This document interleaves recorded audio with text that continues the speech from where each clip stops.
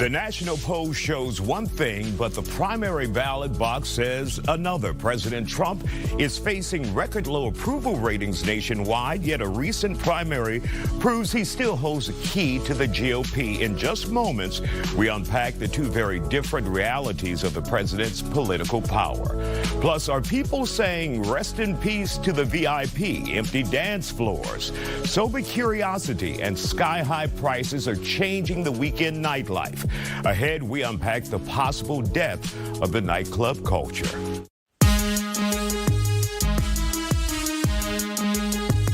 The Isiah Factor Uncensored starts now.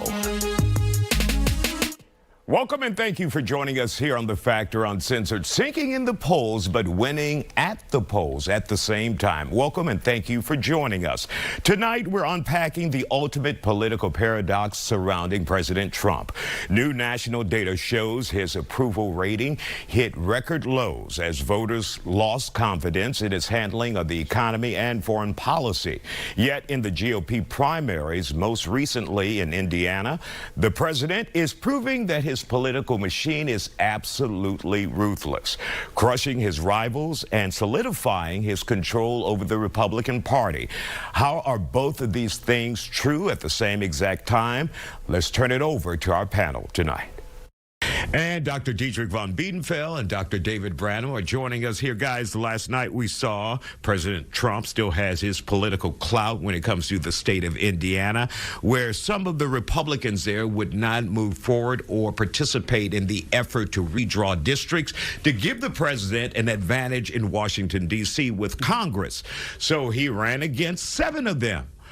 5 of them lost their seats as a result of the president going.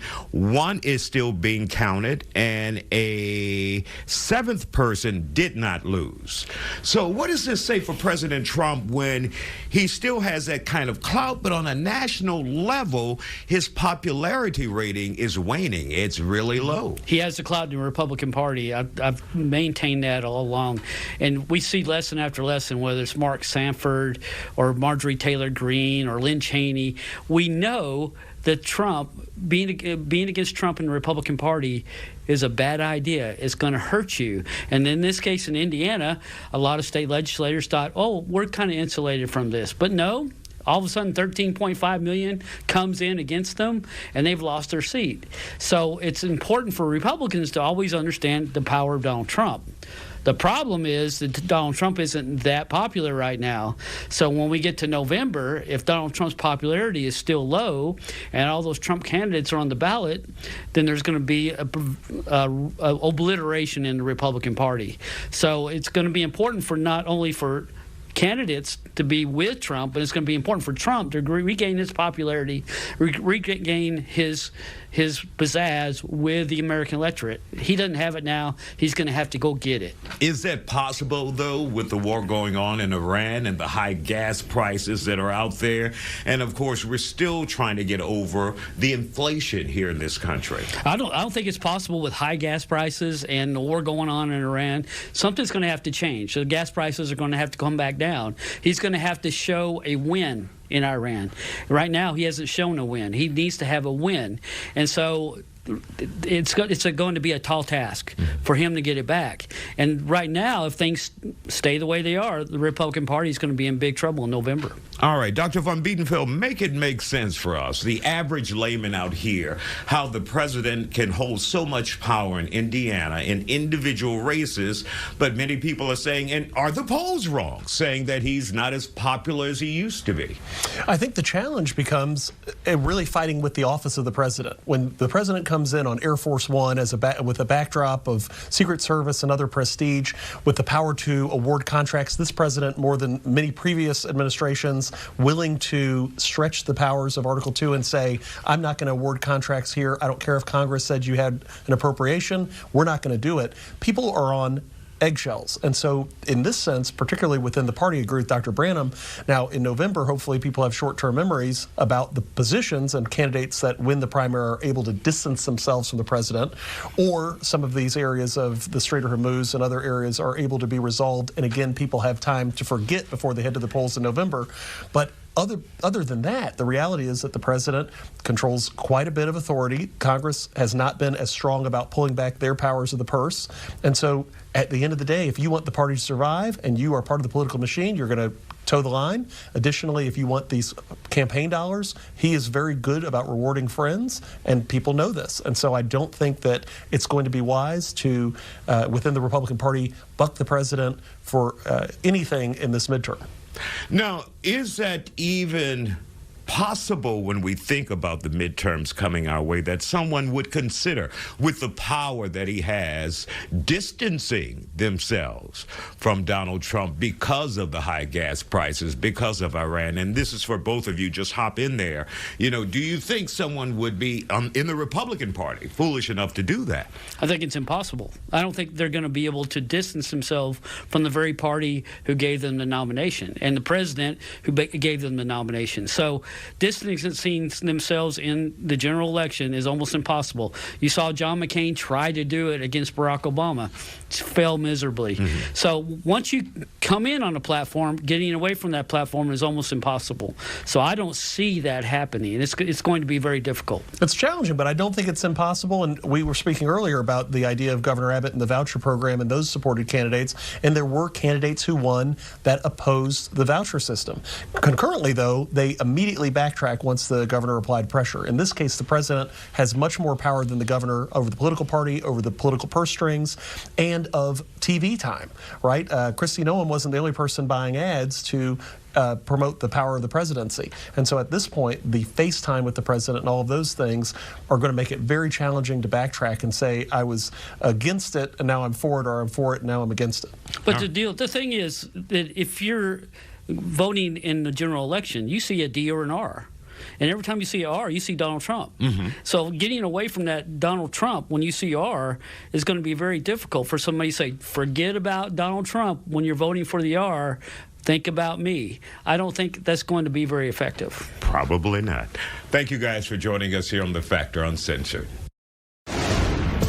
Still ahead, a luxury wildlife cruise turns into a nightmare at sea. We're talking about the Hantavirus, and officials say it may be doing something it almost never does, spreading directly from human to human.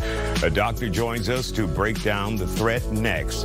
And don't forget, you can text me your thoughts on tonight's segments. The number is 713-581-9914. We'll be right back here on The Factor. This program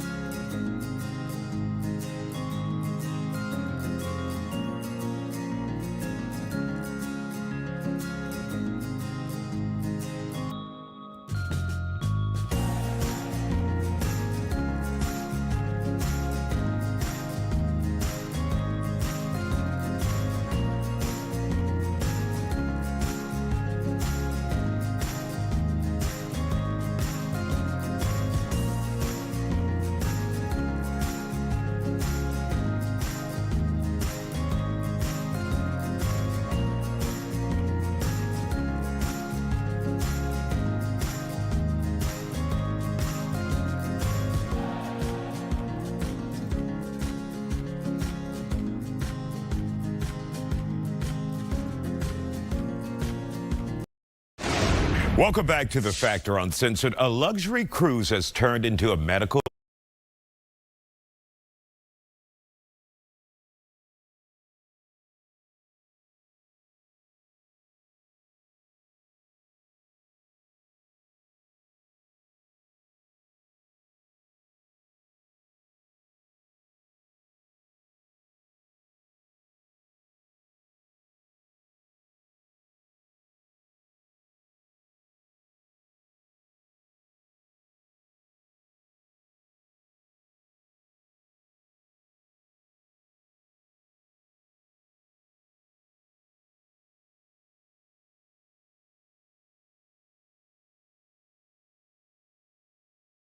nightmare, and health officials across the globe are on high alert. At least 3 people are dead already after a rare Hantavirus pulmonary syndrome, which is a family of viruses. And the problem with this one is that it's normally just, it deals with the droppings or the urine. You happen to smell that, but that's where that becomes more of a problem. Where their problem is that it's suspiciously considered that it's a strain, a type of strain of the hantavirus called the Andes strain, which can be transmitted person to person. So that's really the concern. So as of right now, they're quarantined. All we can do is just kind of see where they're going to go with it, and then we'll have to wait as to how they're going to handle it.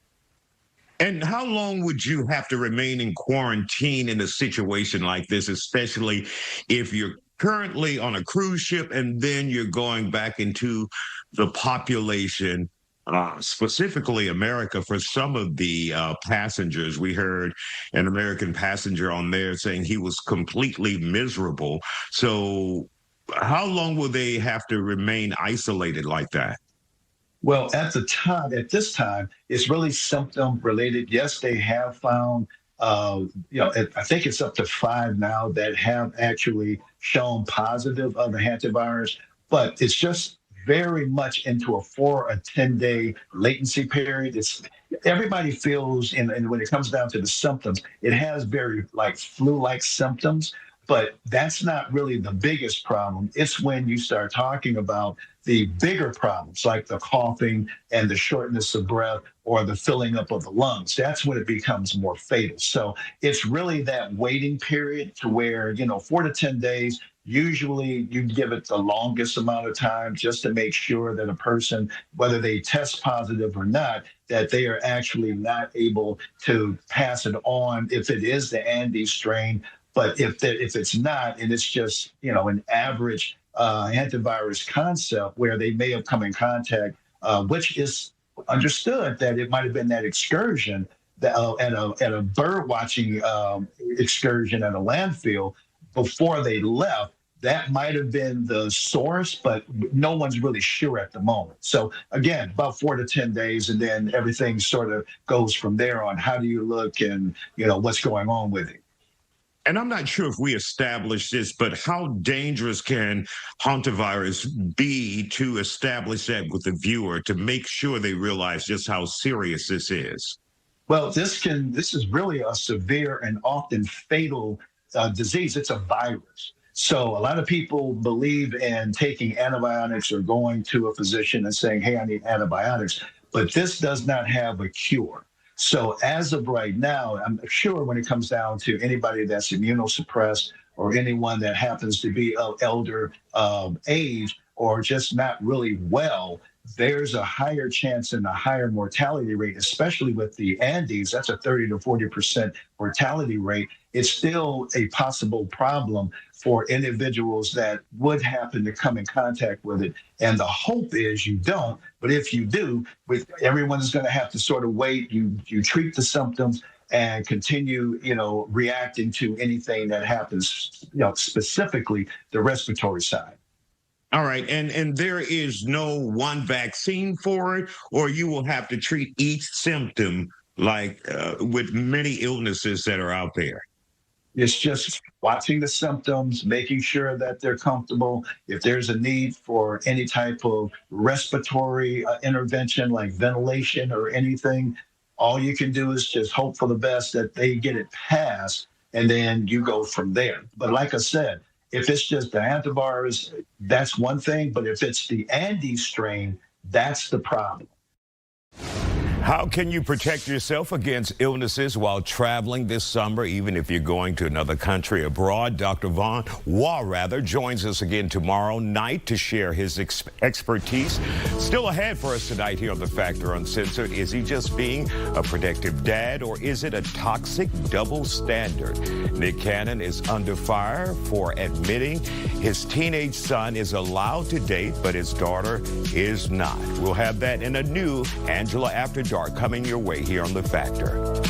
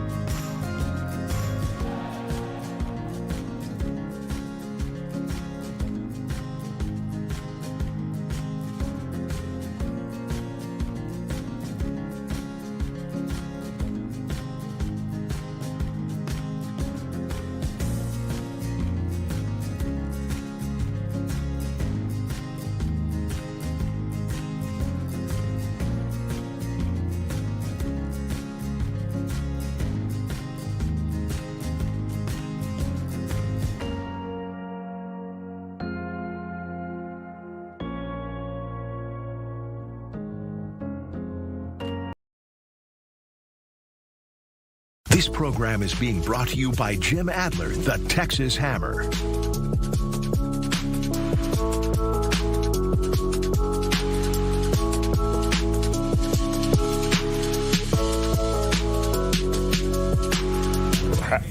And welcome back. Time for a new Angela After Dark.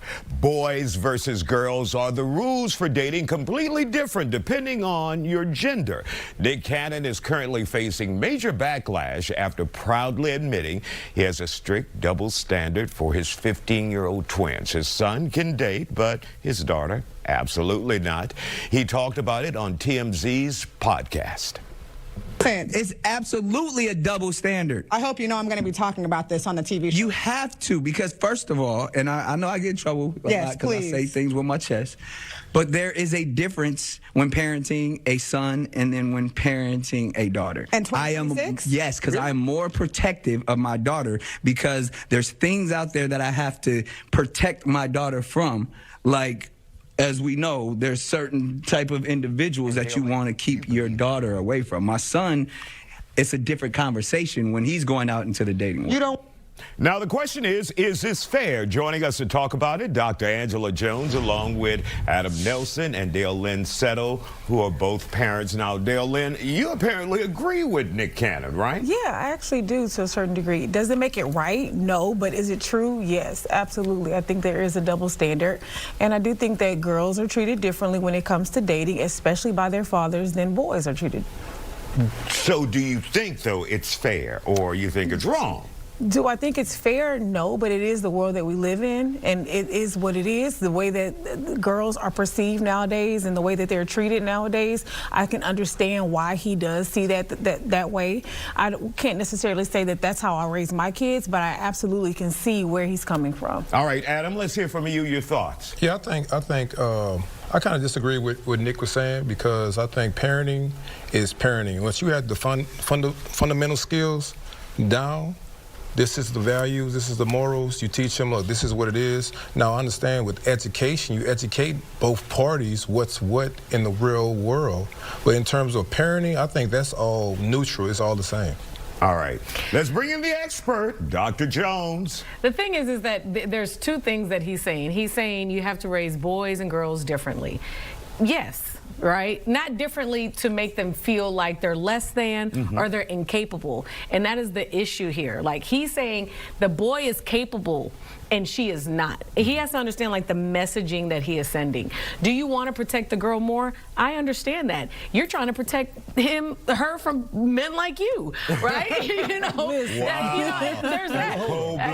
It is what it is. At the end of the day, you know, he doesn't want his daughter to probably get knocked up. But the thing is, to me, it highlights where is the gap in your parenting. That means you haven't taught your daughter how to stand up for herself, how to have better discernment, how to pick what she's supposed to do. It shouldn't be like, because he's a boy, he's able to do that. He is giving leeway because of gender rather than thinking about, you know, intelligence, and thinking about, like, experience. As a parent, you're supposed to teach both of your children how to stand up to the world. Are you teaching your son how to treat women when you go out on dates, rather than just saying you could just go do what you want to do? But isn't that, like I said, values? Because with my 3 kids, I taught them the same thing. This is what, right or wrong. Do not steal. Do not, you know, talk back to your elders. That's standard, right? Now, the education side of it is, okay, well, there will be some individuals that think a certain way when it comes to male versus female. Absolutely. All right? But that doesn't mean you raise them differently. No, you don't raise them differently, but there are certain things that women go through that boys don't go through. There's certain things that boys go through that girls don't go through. 100%. So there's certain, like, menstrual cycle, you know, dealing with the opposite sex, your body, and how to carry yourself. But as a mom of 5, I have 5 kids raising 3 boys and 2 girls. And one of the things that I'm noticing, I can tell them all the same thing, and I'm going to get a different result with all of the children. So I don't necessarily think just because it's an even playing field that all the kids are going to come out with the same results. And I also think something that you said, just to kind of piggyback on it, I'm not quite sure if it's necessarily that he hasn't taught his daughter. I think it's the fear. It's the fear of turning out to be with men that are similar to him, maybe. And so I definitely, or worse. And so I think sometimes that parenting with fear is definitely something that I see. I was raised with parents that parented with fear. See, I don't like that term, parenting with fear, because now you're coming into parenting with discretion, like discretionary, like you're a woman, make sure a man doesn't do X, Y, and Z. Make sure you don't allow a man to do X, Y, and Z. You're a boy, make sure a woman doesn't. Now you're putting like limits on their capability of being a person, because your insecurity. You get what I'm saying? For sure. But also you have to remember, as a parent, we come with wisdom, we come with experience. Now, our children may not experience those same things, but we are teaching lessons, right? And we have to allow our children to understand, like, these are the things that we have experienced as a man or as a woman, and you may come across it. But the second part of that is, this is what you should do if you do, right? It is a teaching moment. It's a moment that you can teach them, like, hey, he's not only dating because he's a boy. Maybe he's more mature. Maybe he's made better decisions. Maybe he has better grades. But that's not what he's saying. Well, remember this. And we have really quick one viewer saying, are we forgetting about the mother? A mother has a role in this as well. Correct. This is just coming from the father's point of view. Right. 100%. I think 100% through all parenting is trial and error. You know, you learn different outcomes, how each kid reacts, right? That's the education piece I spoke about earlier. The thing is, it's not a cookie cutter system. We get that, but I think it's a foundational way that you train, you teach your kids how to react and act in certain situations. And I agree with that. And like you said, their mother is Mariah Carey, first of all. But also Mariah Carey was very young, married someone that was much older. Now that did help her with, but I'm sure she has stories as to, because she was a woman, she experienced certain things, because she was young. You have two mogul parents who have experienced life on a different level, and you can't just say, you're a boy, you get to do this, you're a girl, you get to do this. They have a right to share their experience, but hoping that their maturity, their parenting, whatever else is going to help lead the way. Nick Cannon is simply saying, because he's a boy, because he has a penis, he gets to do that, and because you have that, you don't. And I'm not saying you, that's what Nick Cannon is saying. And that's the issue with what he's saying. And remember, you said that their parents are Mariah Carey and Nick Cannon. The kids don't know that. They do now. I think 15. I think 15-year-olds know. But now, but I'm with saying social when they media. were babies, Oh yeah, when they were babies, they didn't know. No, they didn't. They just want, they want a toy. Mommy and daddy. That's all they want. You know what I'm I saying? agree. So, All right. We thank you guys for this conversation and giving me a slight break. How about that? Still ahead here on The Factor, the dance floors are empty and nobody wants to pay $25 for a cocktail anymore. Sonora's higher than that. It's higher than that. Still ahead tonight, why some people are officially retiring from the club scene. Stay with us here on The Factor.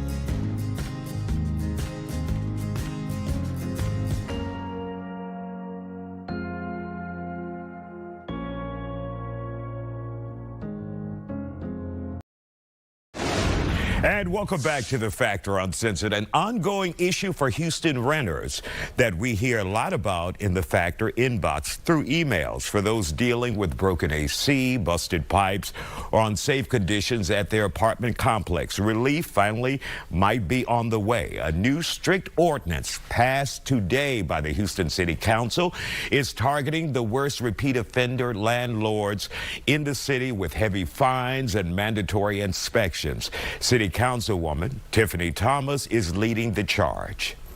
This new ordinance that has passed will provide them some relief. Tell us about that ordinance. Absolutely. Definitely was a win for Houstonians at council, where we voted unanimously to move this ordinance forward. The reality is 50% of Houstonians are leaseholders. They're renters. And so we have to underscore our commitment to quality of life and affordable housing. Many of the residents, and you spoke of the emails that you received. We received similar emails at City Hall about the conditions, squalor, structures that need assistance, public safety issues, mold in their apartment units, rodents, rats, you name it. And we haven't had an official formal way of addressing those issues, and today we do. And really quick, and of course, we'll continue this conversation tomorrow. She will tell you everything you need to do if you're having these problems. But keep in mind, it's within the city limits of the city of Houston where they have jurisdiction. And tonight we ask if the nightclub scene is beginning to die out. You can join us in the conversation by texting me at 713-581-9914. Don't call. People have been called like, I'm not going to pick up. Text me. We'll be right back. Stay with us. Extraordinary.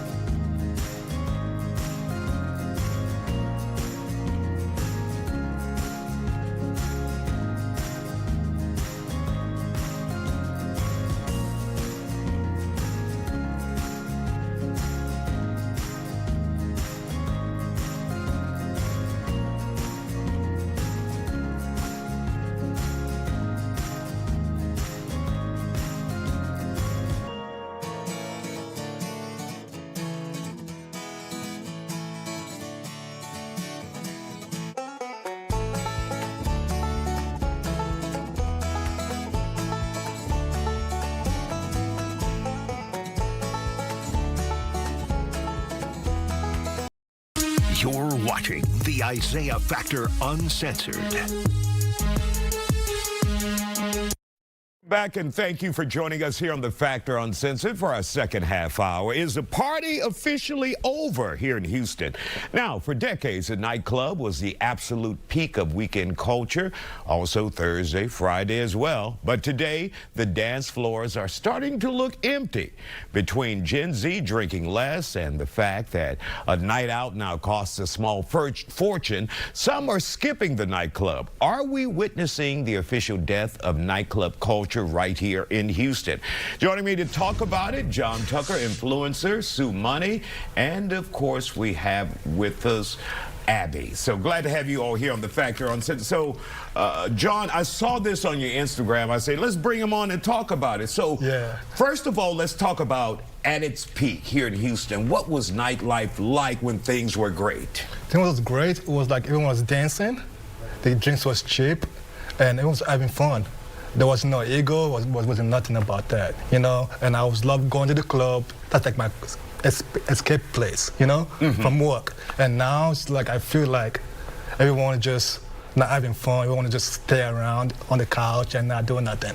What are you seeing now, Sue? It's not as fun as I used to be because Bugatti's not there, but it's like the people back then. What the hell is Bugatti? The most fun person in the club ever. Okay, I'm sorry. Yeah. He ain't passed away or nothing, right? No, he's not there anymore. But go ahead. It's not as fun. Like, why are men dancing on couches and the woman standing on the floor? Wow. Yeah. Why are men wearing bedazzled pants? Now you're getting into a whole nother subject. Abby, your thoughts. What was it like when things were good? When things were good, I believe everybody used to talk to each other. I think that was a thing back then.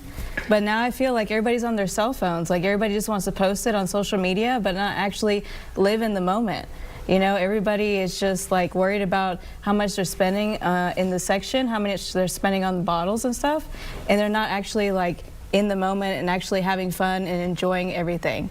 And John, so when did you realize it was dying and Houston could no longer sustain what you guys were seeing and now the change is happening? When I got booked for my hostel for my birthday, I left LA, by the way, and it was like I had a section, not all my friends in there, and everybody was just standing still in every section. I'm like, how could this in my couch? Like, why you guys come to the club for? Well, if you just stand around. And I saw that, I was like, okay, the club is dying. Like, it's now fun. Everybody just stand at each other like, what? Now when we go out, we go crazy. Yeah. When we go, we have fun, and people look at us crazy. Yeah. Oh, so you're the weird ones now because you're doing we what have you're fun. supposed to do. Because when we go out and have fun, like, let's go out to just like stand around. So like, I feel like take out the sections away and make the prices more cheaper. So a lot of people, a lot of clubs do sell fake liquor. Yes. Wow. Yeah. Which is kind of like, you're charging $50 for fake liquor. Why you do that for? And is it fake or is it watered down? It's watered down, fake liquor. They probably just... Or refilling bottles. Yeah, because I know how alcohol tastes like. And what about spending money, Sue? Is it becoming super expensive? For events, for typical, yeah, like a bottle in the club is probably like how much? 300, 400. 300. Wow. Yeah. And then you get to sit on the couch.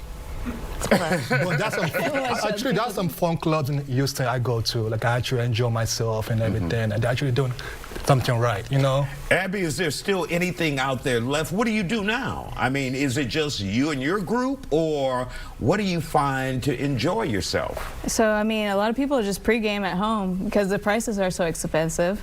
But a lot of people don't even want to go out because, you know, everybody's getting into fights nowadays and all that stuff. So it's like they got to do something, they got to make a change in the club scene nowadays to make people want to come.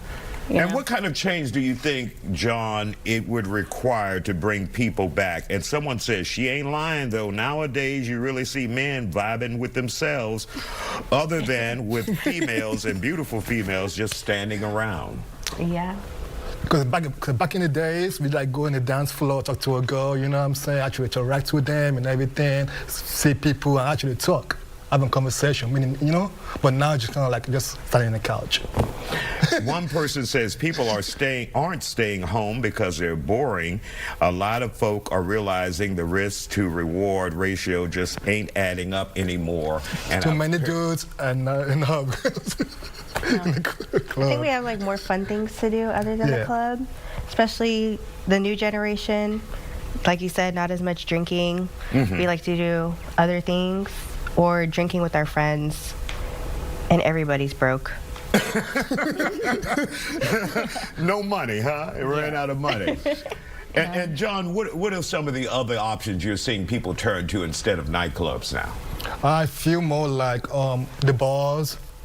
So just the bar? The dive bars and stuff, you know, like it's more chilled. It's more like you can actually talk to somebody. Actually, like it's chilled. So I feel like a lot of people are going to the bars now and going to like small like DJ parties and stuff. So I feel like the only reason why the clubs right now is dead because of the sections. Too expensive. And too much egos. Like if you now have a section, the people think that you ain't nobody. Like, so it's kind of like, you know? Yeah. So like people just want to flex, not just want to have fun. But also females, if you don't have a section, then they'll not no talk one's to you. gonna talk to you. Really? So that's what, yeah. Have you been to the club lately? No. We should get a section. Thank you guys for joining us here on The Factor. Is there a senior citizen section? I'll talk to Still to come, a billionaire sponsored massive job cuts and a red carpet boycott. Still ahead tonight, why Hollywood royalty like Jenifer Lewis is slamming the celebrities who showed up at the Met Gala. Stay with us here on The Factor. It's in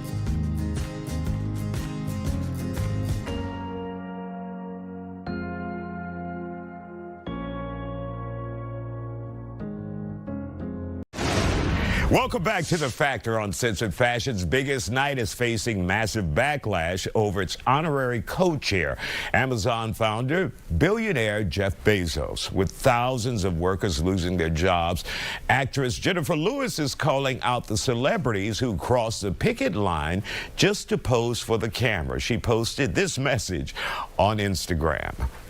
And then my girlfriend called and said, Jenifer, they showed up anyway. I said, but they cut nearly 30,000 jobs and gutted the Washington Post. How much fame do we need, y'all? There you go. That's the question. Actress Taraji P. Henson also has been critical of celebrities attending the Met Gala. With Jeff Bezos' connections to multiple billion-dollar companies, is it possible to protest and actually boycott him? Joining us to talk about it, publicist Brigitte Waugh and founder at Connect the Dots PR, Vanessa Wade. You know, they're not going to stop using Amazon to get those deliveries. They're not going to stop watching Prime. Right. So you're kind of picking and choosing what to boycott with Jeff Bezos, right, Vanessa? Exactly. And, you know, and it goes beyond, because it's so easy for people to say, oh, they weren't invited, so that's why they're upset. No, it's really about everything you already said. Workers, how much they're making, Washington Post being gutted. So all these things. And it's just hard to get around. Like, this man owns a lot. It's going to be hard to have a Amazon-free life or anything else that he, you know, because it has yes, he owns so much. And so while I do applaud them for speaking up and using their platform, it's just difficult to navigate a life with a company that big without it. All right. Brigitte, your thoughts? And then the Met Gala, it's kind of, one doesn't have anything to do with the other, unfortunately, because the Met Gala has been around for years, and it's one of those things to where all of a sudden you want to protest. Yeah, it's been around since the 90s. Exactly. And they're raising money for this, you know, for the museum, for these artists, so they can continue to, you know, curate and do different things. But if you want to use your platform on a political standpoint, that wasn't it. And I don't think, you know, how famous do we have to be or do we want to be has anything to do with them attending. And yes, you have to be invited. So, like, you know, as to your point, they could say that they're mad. I don't think Jenifer Lewis has ever been invited. And then Taraji has been to 3. The first one she went to was in 2015, then she went to 2021 and 2025. I did my research. And I did because I wanted to see what is all of this about. And unfortunately, one just doesn't have anything to do with the other. I get what they're saying, but at the same time, that fight needs to be done somewhere else. And you shouldn't scrutinize or, you know, drag your fellow actors because it's a big deal. I don't think it really has anything to do with how famous you want to be. It's just one of those things that's a big deal to go to. Now, the tickets are $100,000 each. So, Isaiah, I think we should put our coins together so we can go next year. Yes. Put it on layaway. 3,000 easy payments over 20 years, and I think we'll be able to go to that. So for those, and you guys are marketing geniuses, for those who feel like they need to channel their anger at Jeff Bezos, is there a way to do it at all? There is. I mean, there is. You know, there's always a way. Yeah, there's always a way, but will it be effective? I believe it will just give you self-gratification. Exactly. You know, as with any other protest or boycott, some things you can see it and you're like, wow, we made change. I think for Jeff Bezos, just again, because of how big he is. And the reach. You got to do it because that's what you want to do.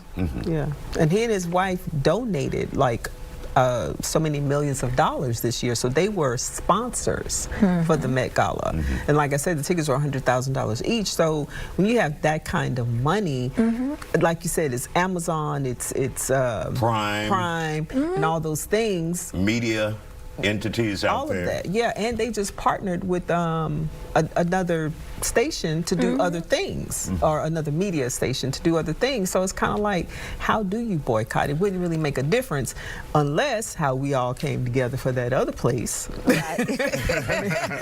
And of course, you can't forget Jeff's ex-wife, who has given relentlessly to HBCUs, like colleges and universities around this country, even right here in Texas at Prairie View. Right. And that's the thing. I get why they said what they said. I get why they feel the way that they do, but you just have to know the platform and the end game. Like, what do you want to happen? Like, everything they said is true. Like, none of it is made up. But to get on other celebrities, I don't know if that's the best move, but you also have to start somewhere. Yeah, and I don't think it, like I said, one doesn't have anything to do with the other. You know, their points are valid, but they should do it in a different way on a different platform. All right, one of our viewers said, Brigitte, we should get together and pay for our tickets via Klarna. Klarna. I don't know if they'll give us that kind of credit limit. Hey, you never know. You never know. And make sure you text us and get your questions in. I don't know what the damn number is, Lenore. It ain't up. But you can text this iPod thing. It's at the top of the screen. If you wear glasses like me, you ain't gonna ever see it. But text this thing. It ain't Android. Still ahead, Mother's Day weekend is almost here, and Houston is rolling out the red carpet for all moms. Next, we are highlighting local events dedicated to making those women feel special as they should. Keep it here on The Factor. As dad.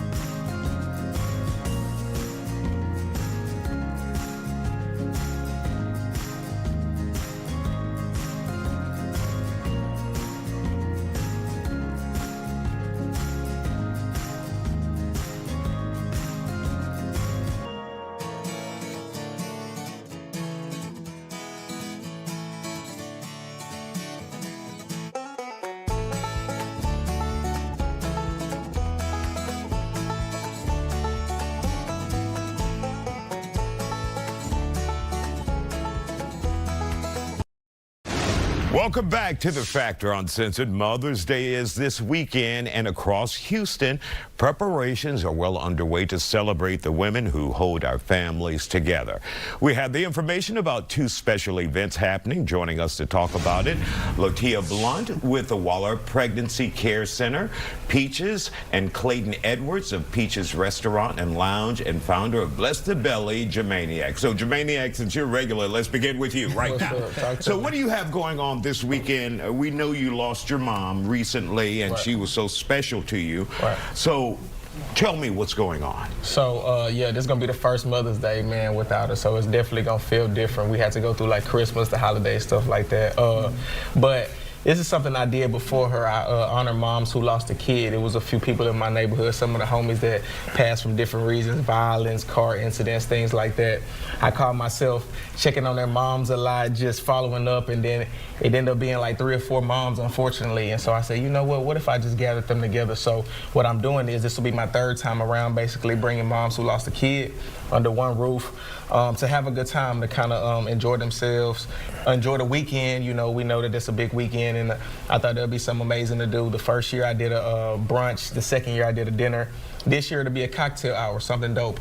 At Tipsy Treats, it'll be me, BB Management, a few different people. I want to definitely give back, and that's just something that's always been on my heart. So any mama that, you know, lost a kid, unfortunately, for whatever reason, any incident, want them to come through and enjoy themselves. And that's Saturday. Sunday, I'm doing something for all the moms. We just gonna turn up. So if you're a mama, period, just come turn up on Sunday. And where is that location for Sunday for those? Club Reset. My boy AK, shout out AK. Club Reset, though, that's downtown. You can't miss it. It's a pretty popular bar. Just type in Reset HTX. Okay. And what is it like for you when you see the smiles and the appreciation of those moms that you've given back to? Yeah, it's dope. It's a beautiful thing, man. Like, community is first for me. So I just love to see it, and it's not really about me, you know, God first, so it's just on my heart to really do it. So when the moms, like the moms from the first event, there are a lot of them that gathered and they're still building together, and then there's some who weren't even able to make it. It's like 3 or 4 moms from the first event that I had that either cancer, just different stuff, including my mom that was there, so you know what I'm saying? All right, let's talk on to Latia and Latia.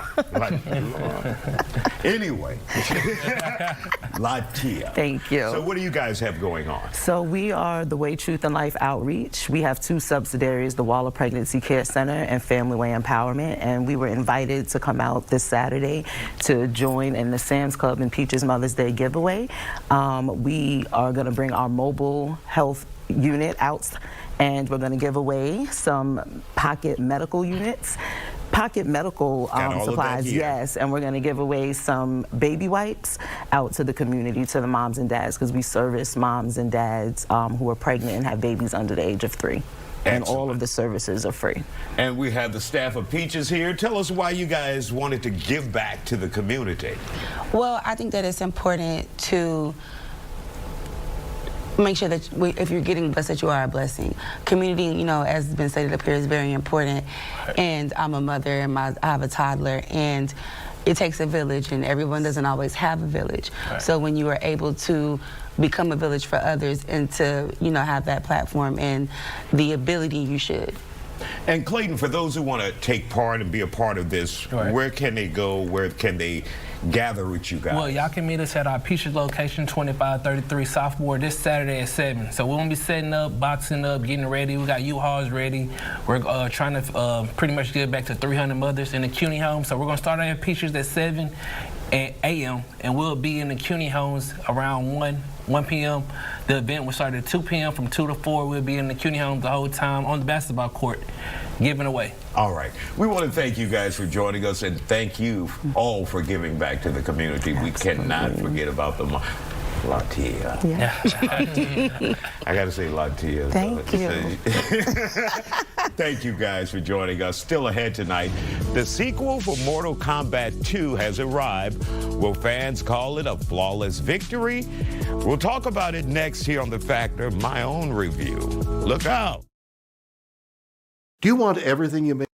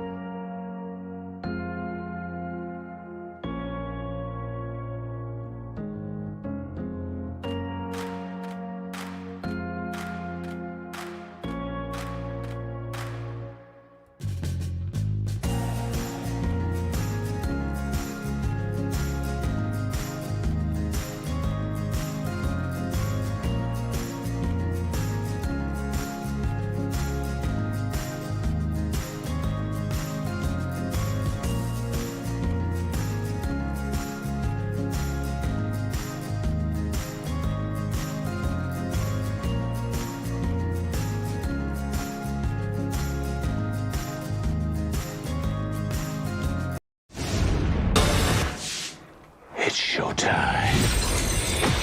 Get over here!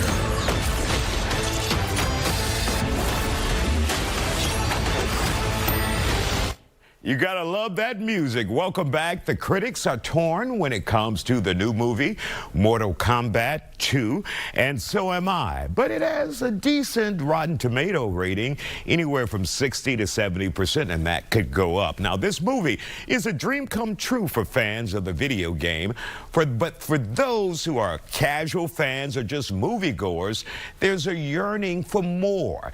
It was a story I didn't truly care about, and the characters failed to move me or the needle.